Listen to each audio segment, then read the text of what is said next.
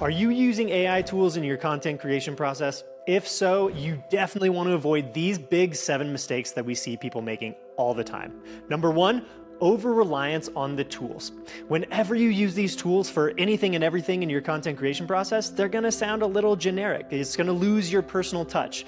You may not have your own tone, your writing style, your delivery style if you generate a script for YouTube with these kinds of tools. You wanna really keep the personal touch in here, and you wanna make sure that you're actually injecting your own stories, your own examples, who you really are as a creator into these pieces of content you create. Now, one of the most common issues with AI is hallucinations. Now, that means it's just making up facts.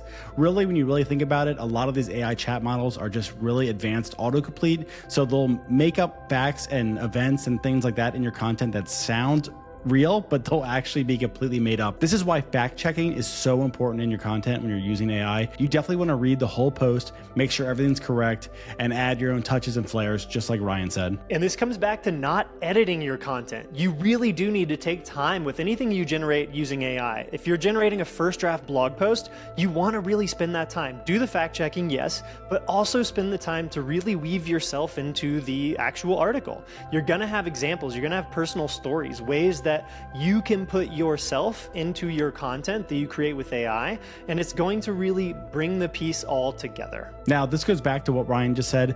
It's so important to actually edit all your posts, but the one thing that you don't want to do is bulk post and bulk generate content. Now, if you're trying to manipulate search results by injecting a ton of posts on your site at one time, Google is going to see that and know that there was no way for you to actually write all that content, and it's actually going to hurt you in the long run and not actually improve your site. This is why you don't want to just mass upload a ton of posts to your site. You want to actually spend time with each post and make sure that it actually has your voice and tone and experiences that you've had. Another red flag hallmark I see in AI generated content is content that lacks internal links.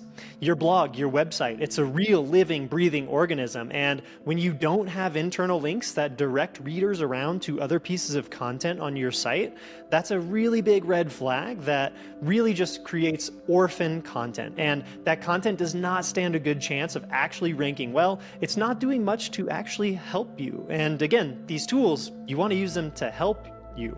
And we're actually working on a way on RightBlogger to actually internal link automatically, but you definitely want to make sure everything is verified, and it's best to do it yourself, of course. Another really big problem I see is people using AI to generate content on topics that they know nothing about. And that's going to lack depth. You're not going to be able to actually verify if what the AI generates is real, if it's true. And again, we've noted there's fact-checking issues with AI. That's where it's at today. And when you're creating content that isn't really on a topic that you have personal authority or expertise on, then you're running the risk of creating some sort of site around content that really is just shallow, it's surface deep, and it's not gonna actually connect with real people, and it's not gonna help anyone, least of all yourself. And you won't actually have the longevity to stay in the project if you're not interested in the subject or know anything about the subject, and that's a super critical point. Now, if you're using a tool like ChatGPT, another big mistake that we see is people don't do enough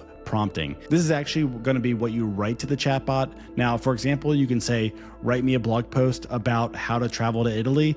It'll write you a little post. It won't actually be what you want. You want to definitely include the target audience, keywords you want to include, maybe even include a post title you'd like to see. You want to give the AI as much detail as possible when generating your posts.